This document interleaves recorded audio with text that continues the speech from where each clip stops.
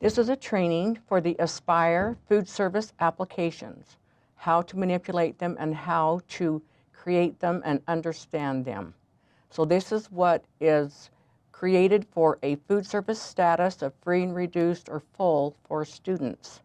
So the first thing we're going to do is we're going to go to reports and we're going to bring up the food service report called Student Eligibility. And what this report is every day we import in direct certs for both students from Department of Workforce Services who've been approved for free and reduced meals, and also from the Health Department for Medicaid. So to pull this report, you're going to select the word year. That way it categorizes all of the years together, and you're going to scroll down to the bottom, and you're going to select the year and all the schools that you need to run this report for. At the beginning of the year, if you choose July 1st, is the way to choose the date. But you can select more than one school if you have more than one school by just dragging down through the list, and it highlights them. And then you're going to say continue. You're going to change this date to July 1 or 2nd, whichever you'd like. The reason is because if you choose July, it is all imported applications since the beginning of the new fiscal school year. So you don't pull it as of the first day of school, because we start importing in your data as of July 1. So that is why you're going to want to initially pull this as July 1 or July 2. So then you're going to say, I only want free and reduced because that's what I'm going to be looking at. And then on the programs, you leave this blank. And what this means is when I pull this report, it's going to include all of these: Direct Cert, Other, SNAP, BEP, Medicaid Free Reduced, etc. If you choose one, if you want to look up a student, say I want to see who all my FEP students are, you would just select FEP and run the process. But if you want everything, which I want you to do now, so that you can see every Direct Cert import that we have imported for your schools, so leave this blank and then hit process. I can't process this data because it's real. It's real data. But this is what you're going to do at the beginning of the school year.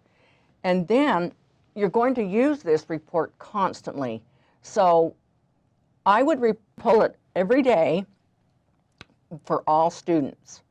Or you can pull it as of today, and it will only pull imports that were directly imported today. That's how this report works. It either pulls all from July 1, excuse me, or if it defaults to today, it pulls only today's Direct Cert imports for you to track. So you don't have to always go through the whole list. But the easiest way to manipulate this report is to save it to your desktop. And then when you get an application from an online application, or a parent has brought in a paper application, you're going to want to open up this report. And you could have several pages on this report of students who have been directly imported. To find a particular student, if you will hit the Control key on your keyboard, F, the letter F, so you'll hit Control F, you will be able to search by name for a student in this list. And I'll go into that further later. But this report is critical for you to pull constantly, and this will save you hours of work. So let's go into the food service application. Any new applications that you have received online will show in a list in red.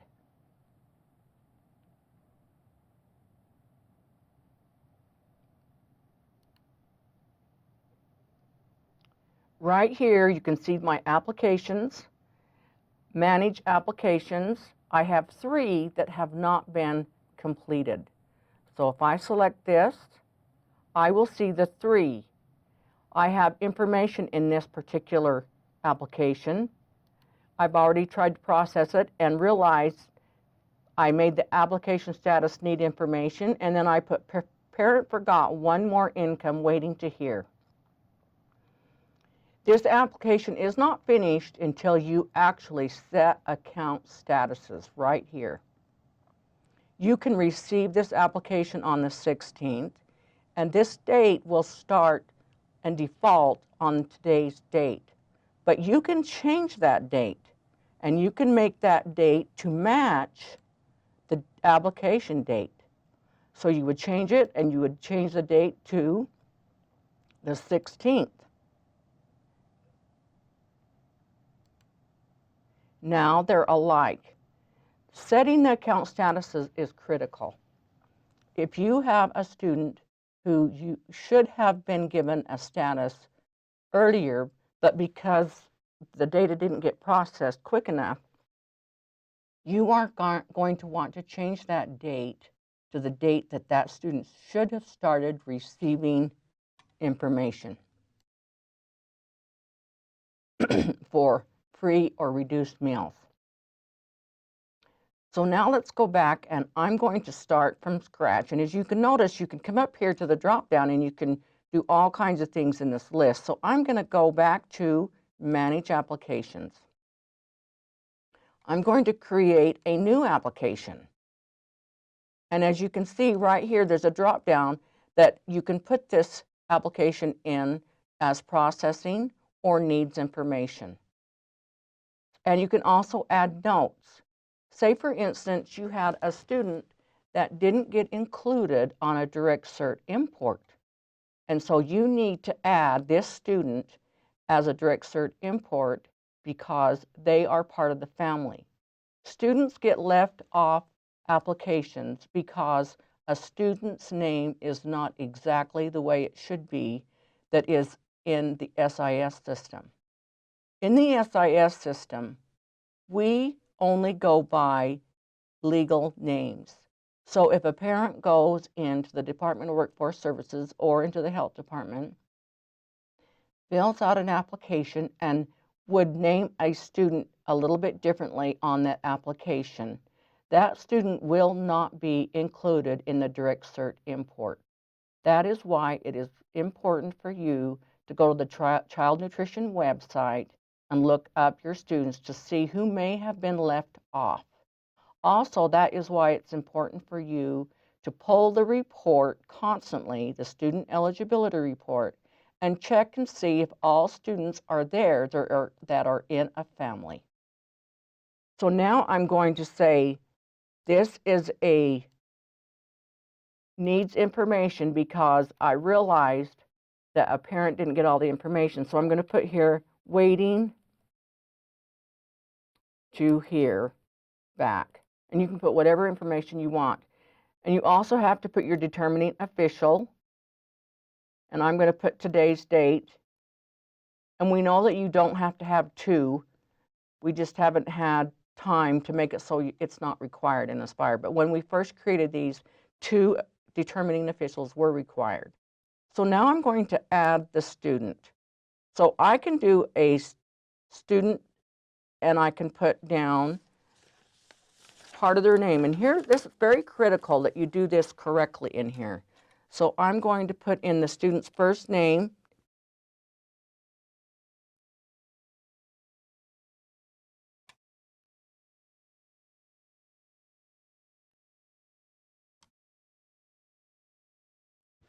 and then over here, I'm going to leave all of this blank. I'm going to select Assign, and what this is going to do is it's going to go out to the SIS Aspire database and look for this student name.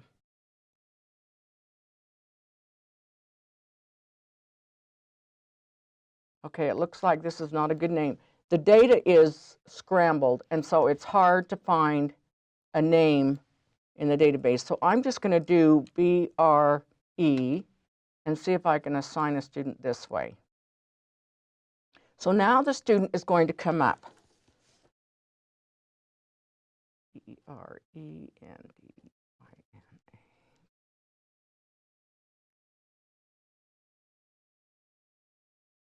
So I'm going to select this student because this is the student that is also enrolled in Aspire and is also being added to this application. So now I have to go in and make sure the name is also there, but because the data was bad, I had to find a name.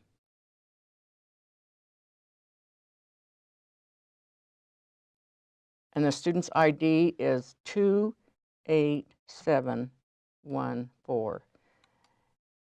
And this is a student. You can add the grade level if you want to. It's not critical.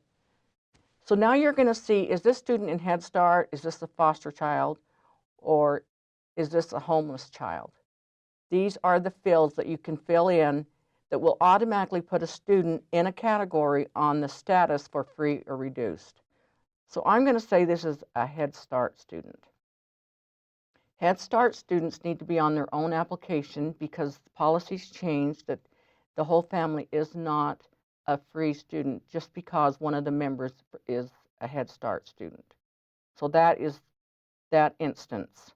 So now if I want to add more students, there is a brother. Whoops, I better put brother that is in the family, but he is not a student. So I'm going to not assign him a number because he doesn't attend this school. I'm going to say, if you hover over this little gray icon of a body, it says ignore. So I'm going to say ignore this student. And then I'm going to add mom.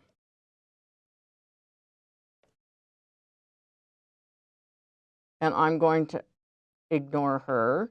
You're going to add all of well, I better say sister here. All of the family members on this part of the application. If you know the program the student's going to be in, you can choose that. If it's a Direct Cert Other, Direct Cert SNAP, and these are the policies that you will follow that Child Nutrition give you. You have to put the beneficiary name. If you do not know the case number, you do have to put some numbers in there, so I'm going to put 0. If there is a child income, you will enter that here, and you'll put the frequency. So now I'm going to add the adult household members. Here's where I'm going to add mom. And the income, you put in the frequency here, the amount, and how often that mother gets that money. If she gets public or he gets public assistance, child support, or alimony, you would enter that here with the frequency, or any pensions of retirement. All of these are added together if this was an income application. But right now I'm going to say no income. Then you would put here, I certify that I am furnishing true information. So you will put that the parent agreed to this information. And then you have to have the applicant's information. When we import in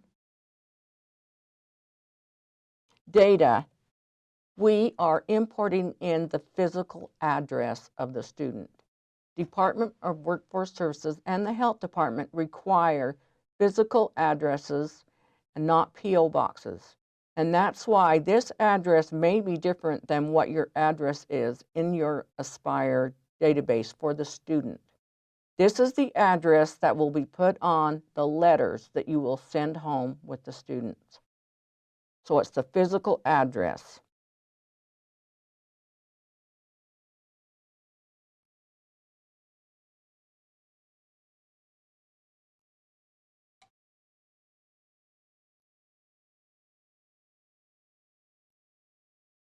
All information has to be added here for the application to save.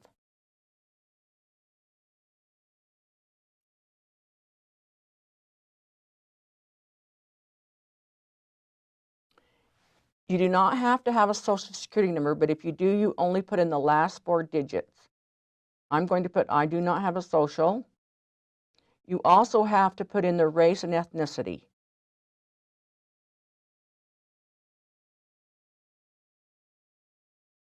The CHIP program, check here if your children have health insurance, including CHIP or Medicaid. It defaults to being on, or you add, no, I do not.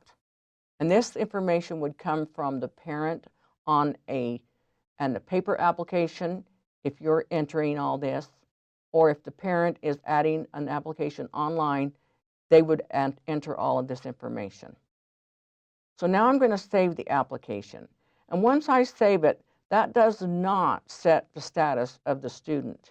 That does not put free or reduced on the student for them to go through the point of service. I put here waiting to hear back.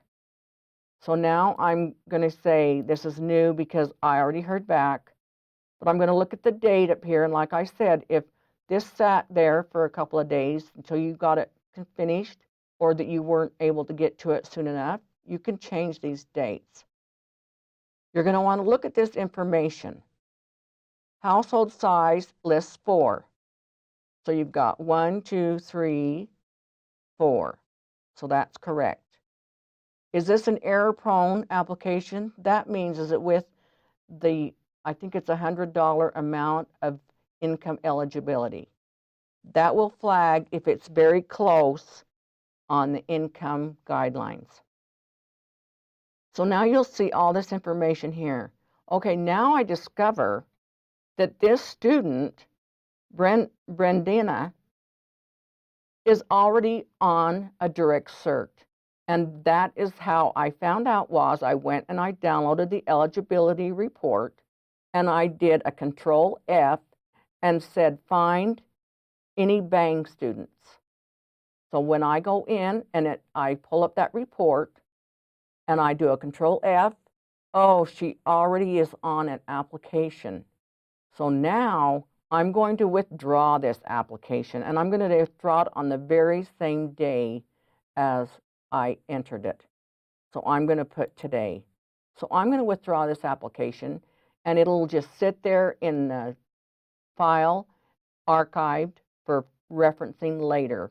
But now you will know that I don't need to process this. Okay, so now I'm going to process it by setting account statuses. I want this student's free status to start on this date, 8/29. And as soon as I set this, it'll come up and say, any unsafe changes to this application will be lost. It's just a warning to remind you to make sure everything is in correctly on this application, and hit yes. Now I'm going to go look at this student.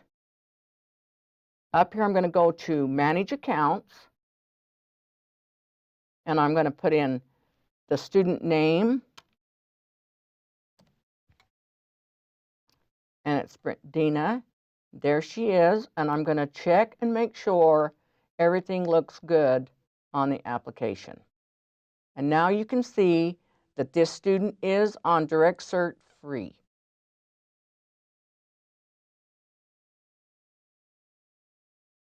So what happens if I have set this?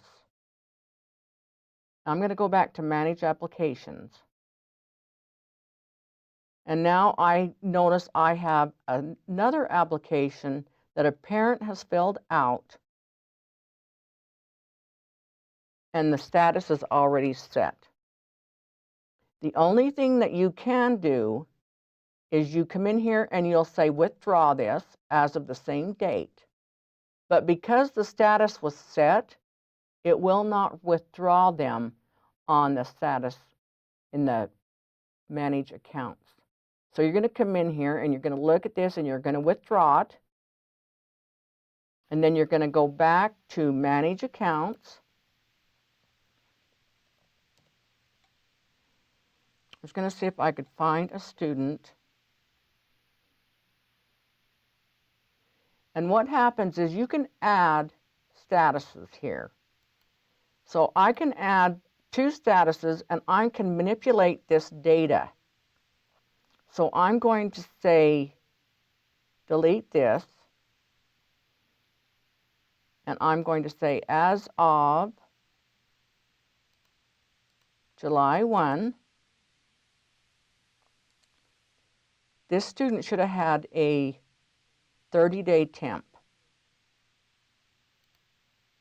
So I'm going to say this 30-day temp is going to last until the 23rd. And I'm going to put down here, this was free 30-day temporary.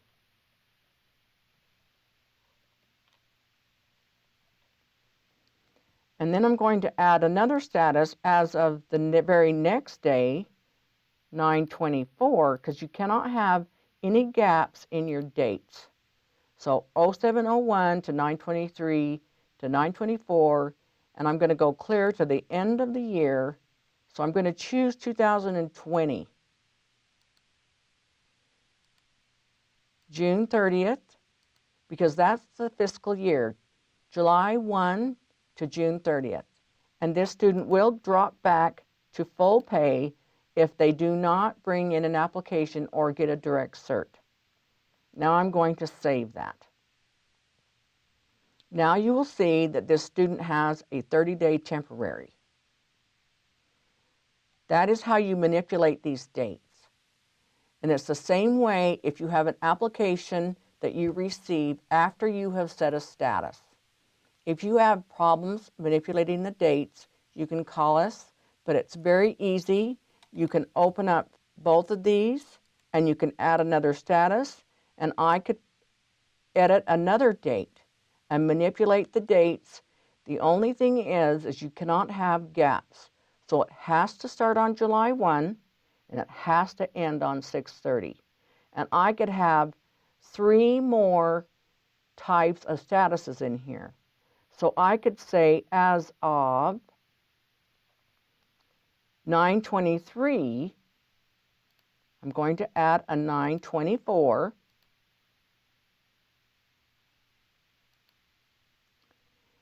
This student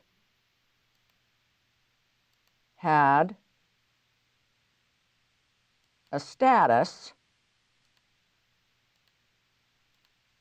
of free imported by USOE. So you'll notice now the 9/24 is okay for this one, but it overlaps here. But then grandma comes in and says, I don't want my grandchild on free lunch. I'm going to pay. So you would edit this one also. So now you're going to go back to full. So you're going to go 10/31, and now I'm going to go 10/11/1. So now you've got 7/01